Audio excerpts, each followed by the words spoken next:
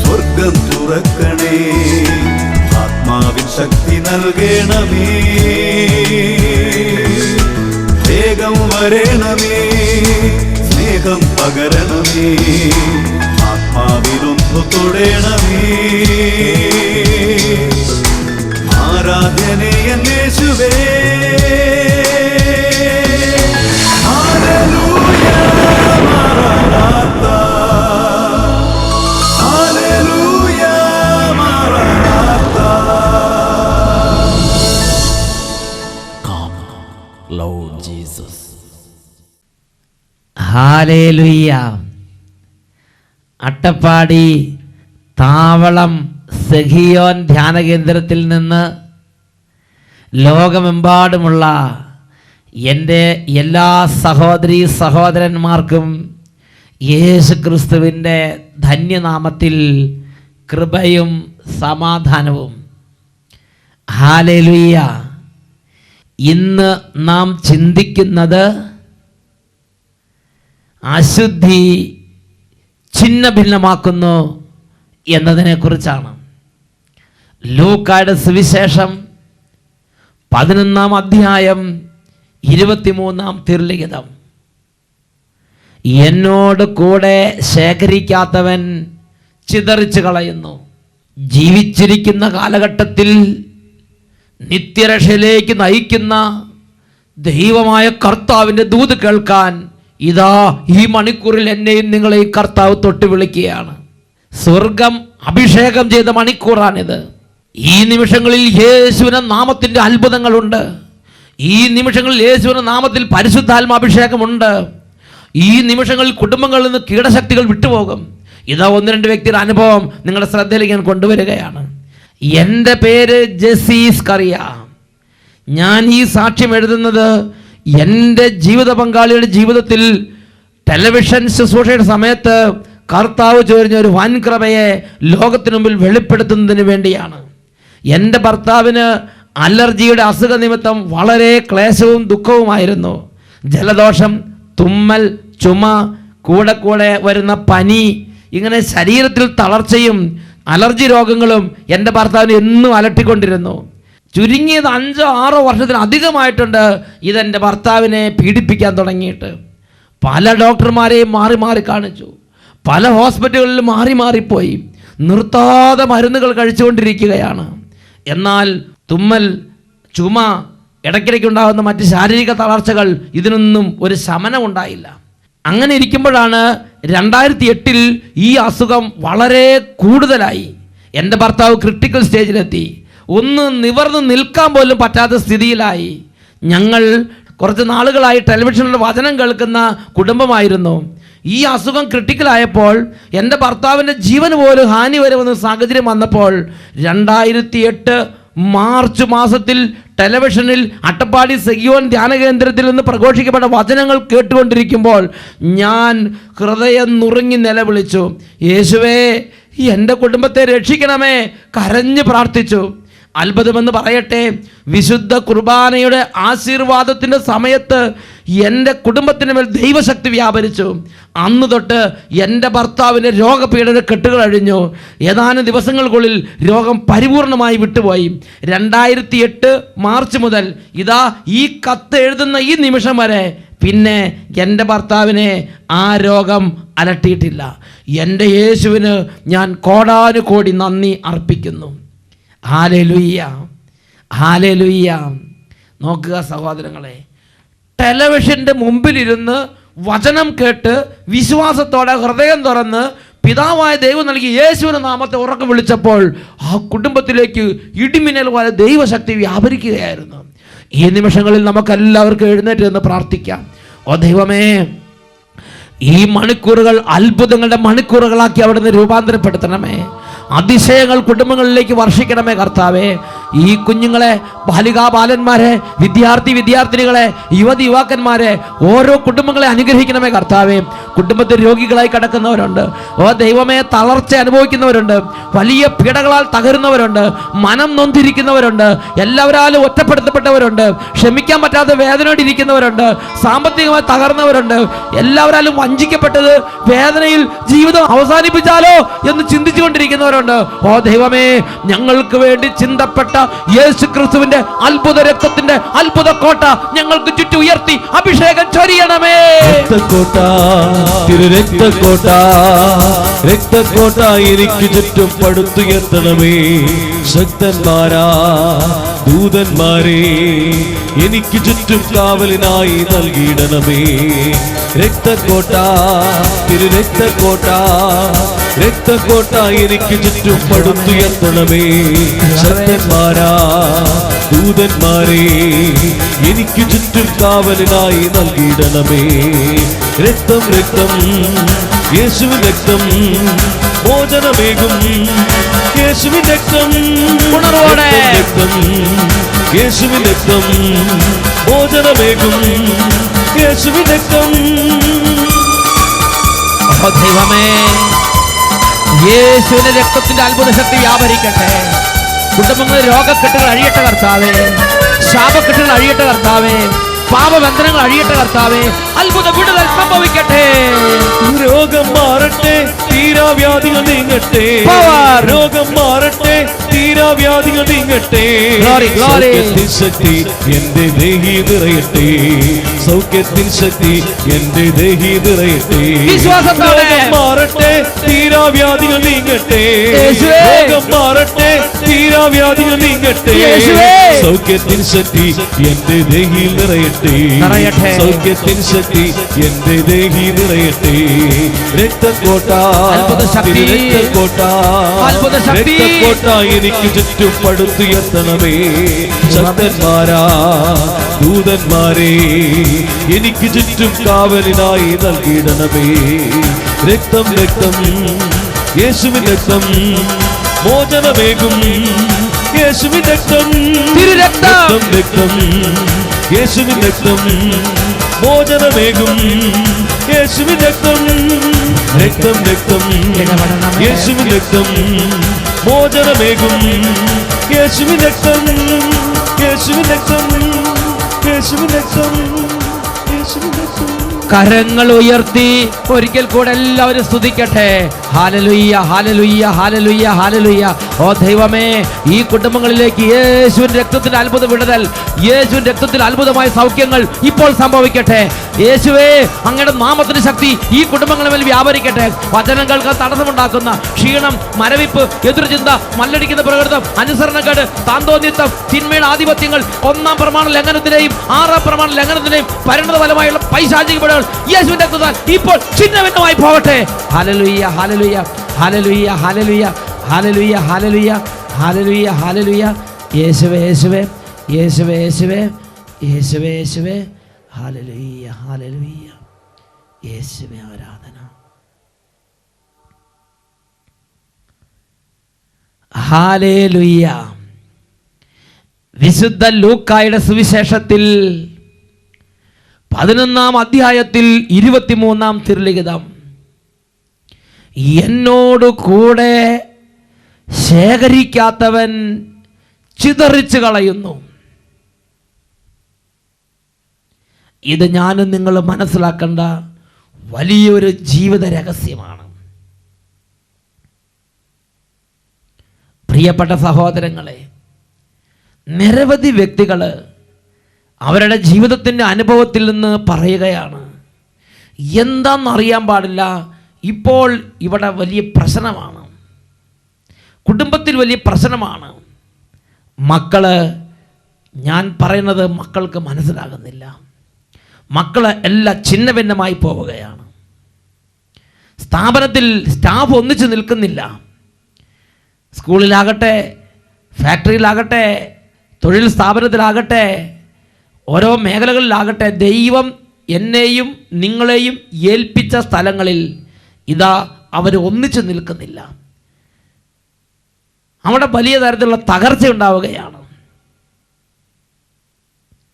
അവർ ചിന്തിക്കുകയാണ്, ആരെങ്കിലും നമ്മുടെ ഈ സ്ഥാപനത്തിനെതിരെ കൂടോത്രം ചെയ്തിരിക്കുകയായിരിക്കുമോ? ആരെങ്കിലും നമ്മുടെ കുടുംബത്തിനെതിരെ ക്ഷുദ്രം ചെയ്തിട്ടുണ്ടോ? അച്ഛനൊന്ന് പ്രാർത്ഥിച്ചു നോക്കിക്കേ. പ്രിയപ്പെട്ട സഹോദരങ്ങളെ, അച്ഛൻ പ്രാർത്ഥിച്ചു നോക്കിയപ്പോൾ കിട്ടിയ വചനമാണ് ഇപ്പോൾ നിങ്ങളുമായി പങ്കുവെക്കുന്നത്. അത് ജെറമിയായുടെ പുസ്തകത്തിൽ നിന്നാണ് പരിശുദ്ധാത്മാവ് വെളിപ്പെടുത്തുന്നത്. ജെറമിയായുടെ പുസ്തകത്തിൽ 13-ാം അധ്യായം 20, 21, 22 തിരുലിഖിതങ്ങൾ. നീ കണ്ണുകൾ ഉയർത്തി വടക്ക് നിന്ന് വരുന്നവരെ കാണുക.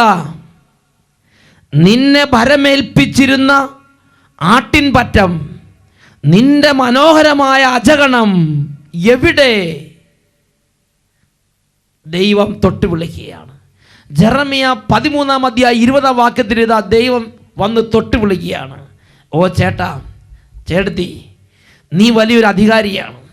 നീ സ്ഥാപനത്തിൻ്റെ മേലധികാരിയാണ്. നീ ഇടവകയുടെ അധിപനാണ്. നീ കുടുംബത്തിൻ്റെ തലവനാണ്. ഞാൻ നിന്നെ ഏൽപ്പിച്ചിരുന്ന മനോഹരമായ ആചരണം എവിടെ? ഞാൻ നിന്നെ ഏൽപ്പിച്ചിരുന്ന നിന്റെ ആട്ടിൻപറ്റ എവിടെ? ദൈവം ചോദിക്കുകയാണ്. അങ്ങനെ ചോദിക്കണമെങ്കിൽ അവിടെ ആട്ടിൻപറ്റത് കാണാനില്ല. അതുകൊണ്ടല്ലേ ചോദിക്കുന്നത്. മനോഹരമായ അജഗണം എവിടെയൊക്കെ ചിഹ്നഭിന്നമായി, അതുകൊണ്ടല്ലേ ചോദിക്കുന്നത്. ചോദിക്കുകയാണ്, എൻ്റെ മനോഹരമായ അജഗണം ഞാൻ നിന്നെ ഏൽപ്പിച്ചു, അത് എവിടെ? എൻ്റെ ആട്ടിൻപറ്റ എവിടെ? ദൈവം ചോദിക്കുകയാണ്. ഞാനും നിങ്ങൾ കണക്ക് കൊടുക്കണം. ചിലപ്പോൾ ഒരു സംഘടനയുടെ തലവനായിരിക്കാം, ഒരു ഇടവകയുടെ അധിപനായിരിക്കാം, ഒരു കോൺവെന്റിൻ്റെ സുപ്പീരിയർ ആയിരിക്കാം, ഒരു കുടുംബത്തിൻ്റെ അധിപനായിരിക്കാം, അല്ലെങ്കിൽ ഒരു ഫാക്ടറിയിലോ തൊഴിൽശാലയിലോ ഓഫീസിലോ നീ ഒരു മേലധികാരി ആയിരിക്കാം. ദൈവം ഏൽപ്പിച്ച ആചരണത്തെക്കുറിച്ച് നിന്റെ കാഴ്ചപ്പാട് എന്താ? 21-ാം ലിഖിതത്തിൽ വീണ്ടും ദൈവം വെളിപ്പെടുത്തുകയാണ്. സുഹൃത്തുക്കൾ എന്ന് കരുതിയിരുന്നവർ നിന്നെ തോൽപ്പിച്ച് നിന്റെ മേൽ ഭരണം നടത്തുമ്പോൾ നീ എന്തു പറയും? ഇതാ മറ്റൊരു വിഷയത്തിലേക്ക് ദൈവം നീങ്ങുകയാണ്. സുഹൃത്തുക്കൾ എന്ന് കരുതിയിരുന്നവർ, നിന്റെ കീഴിൽ ജോലി ചെയ്തിരുന്നവർ, തോളോട് തോൾ ചേർന്ന് പ്രവർത്തിച്ചുകൊണ്ടിരുന്നവർ, ഇപ്പോൾ ഇതാ നിർദയം നിന്നെ വെട്ടി വീഴ്ത്തി നിന്റെ മുകളിൽ കയറി അവർ നിന്നെ ഭരിക്കുകയാണ്. നിനക്കൊരു വിലയും തരുന്നില്ല. നിന്നെ അവർ ചവിട്ടി താഴ്ത്തി ഇത് അവർ കയറി നിന്നെ ഭരിക്കുകയാണ്. അവർ ഉന്നതങ്ങളിലേക്ക് കയറി പോവുകയാണ്. നീ താഴത്തോട്ട് താഴ്ന്നു പോവുകയാണ്. സുഹൃത്തുക്കൾ എന്ന് കരുതിയിരുന്നവർ നിന്നെ തോൽപ്പിച്ച് നിന്റെ മേൽ ഭരണം നടത്തുമ്പോൾ നീ എന്തു പറയും? നിന്റെ സ്ഥിതി എന്തായിരിക്കും? ദൈവം ചോദിക്കുക. മനുഷ്യൻ മിണ്ടാതെ നിൽക്കുമ്പം ദൈവം തന്നെ ഉത്തരം പറയുകയാണ്. ഈറ്റുനോവെടുത്തവളെ പോലെ നീ കടന്ന് പൊളയുകയില്ലേ? ഇന്ന് ലോകത്തിൽ ഒരുപാട് പേർക്ക് വേദനയുണ്ട്. ഈറ്റുനോവെടുത്തവളെ പോലെ ഇതാ മനുഷ്യൻ കടന്ന് പൊളയുകയാണ്. ചില സ്ഥാപനത്തിലെ ചില സംഭവങ്ങളിലൂടെ കടന്നു പോകുമ്പം ചില തകർച്ച, ദൈവമാക്കി വെച്ച സ്ഥാനത്ത് നിന്ന് താഴോട്ട് വീഴുന്ന അനുഭവം, താഴെ ഇരുന്നവർ ഉയർന്നു വരുന്ന അനുഭവം, ഒരു കാലത്തും മുടിചൂറ മന്നമടാൻ നിൽക്കുന്നു, എന്നാൽ ഇതാ അതെല്ലാം തകിടം മറിച്ച് എളിയവർ ഉയർന്നു വരുന്നു. ഇത് കാണുമ്പോൾ ഈറ്റുനോവെടുത്തവളെ പോലെ നീ വേദനയാൽ പൊളയുകയില്ലേ? 22-ാം വാക്യത്തിൽ വീണ്ടും ദൈവം പഠിപ്പിക്കുകയാണ്. എനിക്ക് എന്തുകൊണ്ട് ഇങ്ങനെ വന്നു എന്ന് നീ ആത്മഗതം ചെയ്യുന്നുണ്ടാകാം. ഇങ്ങനെ തകർച്ച വരുമ്പോൾ ദൈവം ഏൽപ്പിച്ചൊക്കെ ചിഹ്നഭിന്നമായി. ദൈവം ഒരു എസ്റ്റേറ്റിൽ ഒരു ഉത്തരവാദിത്വം ഏൽപ്പിച്ചിരുന്നിരിക്കാം, അല്ലെങ്കിൽ ഒരു സ്ഥാപനത്തിൽ നിന്നെ ഒരു ഉത്തരവാദിത്വം ഏൽപ്പിച്ചിരുന്നിരിക്കാം. ഒരു ഫാക്ടറിയിലോ ഒരു ഓഫീസിലോ ഒരു സംഘടനയിലോ ഒരു പ്രസ്ഥാനത്തിലോ ഒരു സഭയിലോ നീ ഒരു ഉത്തരവാദിത്തപ്പെട്ടവനായിരുന്നിരിക്കാം. എല്ലാം ചിഹ്നഭിന്നമായി. ചപ്പലക്കെട്ട് നീ വെറും കരിവേപ്പില പോലെയായി, ചപ്പും ചവറും പോലെയായി, ഇത് വലിച്ചെറിയപ്പെട്ടു. അങ്ങനെ ഇരിക്കുന്ന സമയത്ത് എല്ലാം നഷ്ടപ്പെട്ട് വീട്ടിൽ വന്നിരിക്കുമ്പോൾ നീ ചിന്തിക്കുകയാണ്, ഞാൻ ഒരു കാലത്ത് വളരെ നല്ല സ്ഥിതിയിലായിരുന്നു, എല്ലാവരും എന്നെ സ്വീകരിച്ചിരുന്നു, എൻ്റെ വാക്കിന് വിലയുണ്ടായിരുന്നു, ഞാൻ പറഞ്ഞ അനുസരിച്ചിരുന്നു. ഇപ്പോൾ ആരും എന്നെ ഗവനിക്കുന്നില്ല, എന്നെ ആർക്കും വേണ്ട, ഇപ്പോൾ എന്നെ ആർക്കും വേണ്ട. ഇതാ ഒരു കരിവേപ്പില പോലെ ഞാൻ വലിച്ചെറിയപ്പെട്ടിരിക്കുകയാണ്. ഇതാണ് ലോകത്തിൻ്റെ ഗതി. എനിക്കെന്തുകൊണ്ടിങ്ങനെ വന്നു? ഒറ്റയ്ക്കിരുന്ന് ചിന്തിക്കുകയാണ്. നീ ആത്മഗതം ചെയ്യുന്നുണ്ട്, എനിക്കെന്തുകൊണ്ടിങ്ങനെ വന്നു എന്ന്. എന്നിട്ട് ദൈവം തന്നെ ഉത്തരം കൊടുക്കുകയാണ്. അതാണ് 22 വാക്യത്തിൻ്റെ തുടർന്നുള്ള വചനങ്ങൾ. എന്തുകൊണ്ട് എനിക്ക് ഇങ്ങനെ വന്നു എന്ന് നീ ആത്മഗതം ചെയ്യുന്നുണ്ടാകാം. നിന്റെ തിന്മകളുടെ ആധിക്യം നിമിത്തമാണ് ഇങ്ങനെ സംഭവിച്ചത്.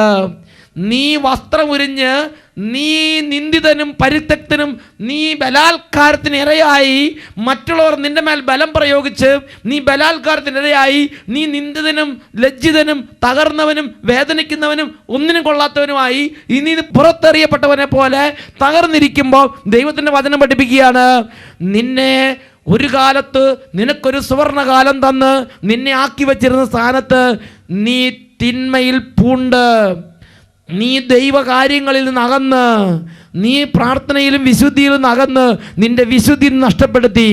നീ തിന്മയിൽ പൂണ്ടതുകൊണ്ട് നിന്റെ തിന്മകളുടെ ആധിക്യമാണ് ഇതുപോലെ നിനക്ക് ലഭിച്ചതല്ല ഛിന്ന ഭിന്നമായി പോകാനുള്ള കാരണം എന്ന് തിരുലിഖിതം വ്യക്തമായി ദൈവമക്കൾക്ക് വെളിപ്പെടുത്തി കൊടുക്കുകയാണ്.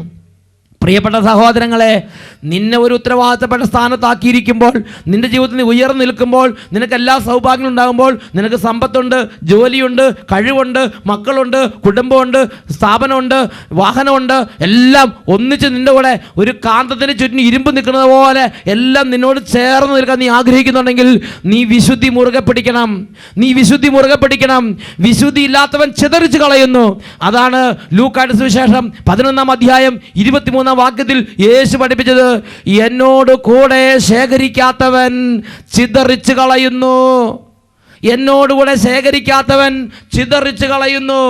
ഇതിനെക്കുറിച്ച് വിശുദ്ധ ലിഖിതങ്ങളിൽ മറ്റ് ചില മേഖലകളിലും നമുക്ക് വെളിപ്പെടുത്തൽ ലഭിക്കുന്നുണ്ട്. അതിൽ പ്രധാനപ്പെട്ട ഒരു വെളിപ്പെടുത്തലാണ് സങ്കീർത്തന പുസ്തകത്തിൽ 101 അധ്യായത്തിൽ 6 വാക്യത്തിൽ നാം വായിക്കുന്നത്. ദേശത്തുള്ള വിശ്വസ്തരെ ഞാൻ പ്രീതിയോടെ വീക്ഷിക്കും, അവർ എന്നോടൊത്ത് വസിക്കും. നിഷ്കളങ്ക മാർഗത്തിൽ ചരിക്കുന്നവൻ എൻ്റെ സേവകനായിരിക്കും. ഇതാ വചനം പഠിപ്പിക്കുകയാണ്. ദേശത്ത് ഞാൻ നിങ്ങൾ ഓരോ വിധത്തിലായിരിക്കുമ്പോൾ ഞാൻ നിങ്ങൾ മറക്കരുതാത്തൊരു സത്യമുണ്ട്. എൻ്റെ ദൈവമാണ് എന്നെ ഇവിടെ ആക്കിയത്.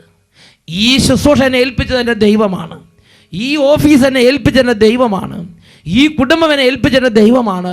ഇതെല്ലാം എനിക്ക് തന്നത് ദൈവമാണ്. ദൈവത്തിൻ്റെ ശക്തി ഉണ്ടെങ്കിലേ ഇതെല്ലാം ഒരുമിച്ച് നിൽക്കുകയുള്ളൂ. ഈ സമ്പത്ത് എന്നോട് കൂടെ നിൽക്കാൻ, ഈ ജോലി എൻ്റെ കൂടെ നിൽക്കാൻ, ഈ സൽപ്പേർ എൻ്റെ കൂടെ നിൽക്കാൻ, ഇതെല്ലാം എൻ്റെ കൂടെ നിൽക്കണമെങ്കിൽ ദൈവത്തിൻ്റെ കാരുണ്യം എൻ്റെ മേൽ വേണമെന്ന് ഞാൻ നിങ്ങളും അടിസ്ഥാനപരമായി മനസ്സിലാക്കണം. ദൈവം പറയുകയാണ്, എൻ്റെ വിശ്വസ്തരെ ഞാൻ പ്രീതിയോടെ വീക്ഷിക്കും. ഞാൻ അവൻ്റെ കൂടെ പോയി വസിക്കും, അവർ എൻ്റെ കൂടെ വസിക്കും. നിഷ്കളങ്ക മാർഗത്തിൽ ചരിക്കുന്നവൻ എന്നും എൻ്റെ കൂടെ സേവകരായി തന്നെ നിൽക്കും. 101 സങ്കീർത്തനത്തിൻ്റെ 7 വാക്യം പഠിപ്പിക്കുകയാണ്, വഞ്ചന ചെയ്യുന്ന ഒരുവനും എൻ്റെ സന്നിധിയിൽ എൻ്റെ ഭവനത്തിൽ തുടരാനാവുകയില്ല. നുണ പറയുന്ന ഒരുവനും എൻ്റെ സന്നിധിയിൽ തുടരാനാവുകയില്ല. നീ നുണ പറയുന്നവനാണോ? നീ കള്ളം പറയുന്നവനാണോ? നീ തട്ടിപ്പ് കാണിക്കുന്നവനാണോ? ദൈവം പറയാണ്, എല്ലാം ഛിന്ന ഭിന്നമായി പോകും, എല്ലാം ഛിന്ന ഭിന്നമാകും. അവന് ദൈവ സാന്നിധ്യം തുടരാൻ സാധിക്കുകയില്ല. ഒരു വ്യക്തിയുടെ വഴി ദൈവത്തിന് പ്രീതികരമായിരിക്കുമ്പോഴാണ് എല്ലാവരും അവനോട് ചേർന്ന് നിൽക്കുന്നത്. സുഭാഷിതങ്ങളുടെ പുസ്തകത്തിൽ 16 അധ്യായത്തിൽ 7 തിരുലിഖിതം വചനം പഠിപ്പിക്കുന്നു, ഒരുവൻ്റെ വഴി ദൈവത്തിന് പ്രീതികരമാകുമ്പോൾ അവൻ്റെ ശത്രുക്കൾ പോലും അവനോട് ഇണങ്ങിക്കഴിയുന്നു. അപ്പോൾ ഒരുവൻ്റെ വഴി ദൈവത്തിൻ്റെ വഴി വിട്ട് തന്നിഷ്ടമായി, കള്ളത്തരമായി, കഞ്ചാവും തന്നിഷ്ടവും തോന്നിയാസവും നുണയും വഞ്ചനയും എല്ലാ അശുദ്ധിയും കയറിക്കൂടിയാലോ, അശുദ്ധി വന്നാൽ ഛിന്ന ഭിന്നമാകും. വചനം പഠിപ്പിക്കുകയാണ്. Praise the Lord. ഒരുവൻ്റെ വഴികൾ ദൈവത്തിന് പ്രീതികരമാകുമ്പോൾ അവൻ്റെ ശത്രുക്കൾ പോലും അവനോട് ഇണങ്ങിക്കഴിയുന്നു. ഒരുവൻ്റെ വഴികൾ ദൈവത്തിന് പ്രീതികരം അല്ലാതാകുമ്പോഴോ അവൻ്റെ മക്കൾ പോലും അവനോട് ശത്രുതയെ കഴിയും. ഇതല്ലേ ലോകത്ത് ഞാൻ നിങ്ങൾ ചുറ്റും കാണുന്നൊരു യാഥാർത്ഥ്യം. അശുദ്ധി ഭിന്നത വിതയ്ക്കും. അശുദ്ധിയിലേക്ക് പോകുന്നവൻ ചിതറിച്ച് കളയുകയാണ്. അവനുള്ളതെല്ലാം ചിതറിച്ച് കളയുകയാണ്. കൊരങ്ങൻ്റെ കയ്യിൽ പൂക്കൊല കിട്ടിയത് പോലെയാണ്, പാറപ്പുറത്തടിച്ച പൂക്കൊല പോലെയാണ്. എല്ലാം ഛിന്ന ഭിന്നമായി പോകും. ഇതിനെക്കുറിച്ച് ബൈബിളിൽ രാജാക്കന്മാരുടെ 1 പുസ്തകത്തിൽ 11 അധ്യായത്തിൽ രംഗം കാണാം. സോളമൻ ദൈവത്തോട് ഒത്തിരി വിശ്വസ്തത നിന്നു. അക്കാലത്ത് എല്ലാവരും സോളമൻ്റെ പിടിയിൽ ഒതുങ്ങി നിന്നിരുന്നു. എന്നാൽ ദൈവത്തിൻ്റെ വചനത്തിൽ നിന്ന് വ്യതിചലിച്ച് സോളമൻ ദൈവത്തിൻ്റെ എഴുതപ്പെട്ട വചനം ലംഘിച്ച് പല അന്യ മതസ്ഥരുമായി വിവാഹ ബന്ധത്തിൽ ഏർപ്പെട്ടു. അപ്പോൾ സോളമന്റെ രാജ്യഭരണത്തിൽ എന്താണ് സംഭവിച്ചത്? രാജാക്കന്മാർ 1-ാം പുസ്തകം 11-ാം അധ്യായം 14-ാം വാക്യത്തിൽ പഠിപ്പിക്കുകയാണ്, കർത്താവ് ഏദോമിനായ ഹദാദിനെ സോളമനെതിരായി തിരിച്ചുവിട്ടു. 1 രാജാക്കന്മാർ 11:14 നമ്മളിത് വായിക്കുകയാണ്. വീണ്ടും 1 രാജാക്കന്മാർ 11:23 വായിക്കുകയാണ്, എലിയാദായുടെ മകൻ റസോണിനെയും ദൈവം സോളമന്റെ എതിരാളിയാക്കി. ഇവരെന്താ ചെയ്തുകൊണ്ടിരുന്നത്? 1 രാജാക്കന്മാർ 11:25 വായിക്കുകയാണ്, സോളമന്റെ കാലം മുഴുവനും അവൻ ഹദാദിനെ പോലെ ദുഷ്കൃത്യങ്ങൾ ചെയ്ത് ഇസ്രായേലിൻ്റെ ശത്രുവായി ജീവിച്ചു. അവൻ ഇസ്രായേലിനെ വെറുത്തുകൊണ്ട് സിറിയയിൽ ഭരണം നടത്തി. ഹദാദും റസോണും രണ്ടുപേരും സോളമനെ വെറുത്തുകൊണ്ട് ദുഷ്കൃത്യങ്ങൾക്ക് മേൽ ദുഷ്കൃത്യങ്ങൾ ചെയ്ത് നശീകരണ ബുദ്ധി പ്രവർത്തിച്ച് സോളമനെതിരെ ഒരു മുള്ളായി ഇരിക്കുകയാണ്. വീണ്ടും രാജാക്കന്മാർ 1-ാം പുസ്തകം 11-ാം അധ്യായത്തിൽ അതിൽ 26-ാം തിരുലിഖിതം, സോളമന്റെ ഭൃത്യനും സെരേദായിലെ എഫ്രായിമിനായ നെബാത്തിന്റെ മകനുമായ ജെറോബവാം രാജാവിനെതിരെ കരമുയർത്തി. നോക്കുക, റസോണും ഹദാദും ജെറോബവാമും എല്ലാവർക്കും വെറുതെ സോളമന് എതിരായിട്ട് തോന്നുകയാണ്, അവൻ്റെ എതിരാളിയായി മാറുകയാണ്. എപ്പോഴാണ് സംഭവിക്കാൻ തുടങ്ങിയത്?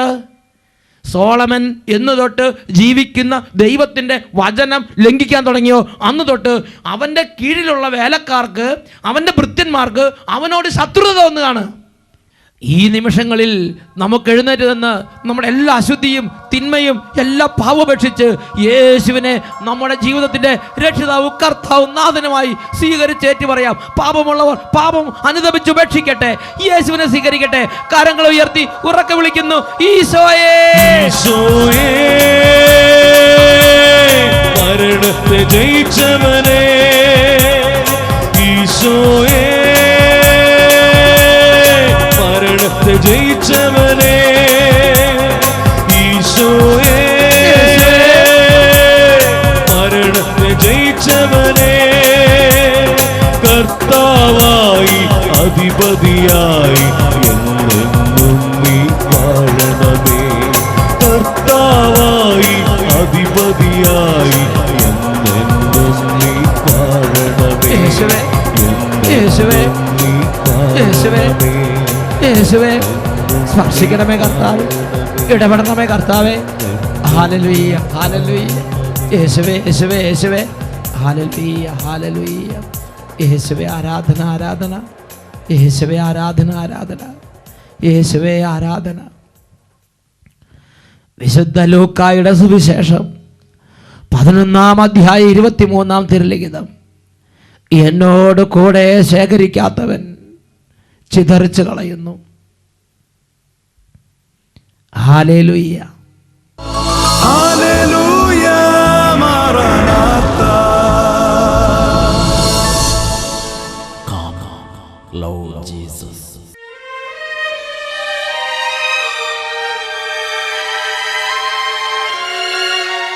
ഹല്ലേലൂയ. പ്രിയപ്പെട്ട ദൈവമക്കളെ, ജീവിതത്തിൽ നമ്മുടെ ഓരോരുത്തരുടെയും ജീവിതത്തിൽ വന്നു പോയ ഓരോ തകർച്ചകളും തെറ്റുകുറ്റങ്ങളും ഓർത്ത് ഞാനും നിങ്ങൾ ദുഃഖിച്ചിരിക്കുകയല്ല വേണ്ടത്. രക്ഷിതാവായ യേശുവിനെ വിളിക്കുക. ഇതാണ് പിതാവായ ദൈവം ആഗ്രഹിക്കുന്നത്. 2 കരങ്ങളും യേശുവിന്റെ സന്നിധിയിലേക്ക് ഉയർത്തി, മകനെ, മകളെ, നീ ഹൃദയം തുറന്ന് യേശുവിനെ ഒന്ന് വിളിക്കുമോ? ഉറക്കെ വിളിക്കുന്നു, യേശുവേ, യേശുവേ, യേശുവേ, നീ മാത്രമേ സഹായം, യേശുവേ, യേശുവേ, നീ മാത്രമേ സഹായം, നീ മാത്രമേ സഹായം, നീ മാത്രമേ സഹായം, നീ മാത്രമേ സഹായം.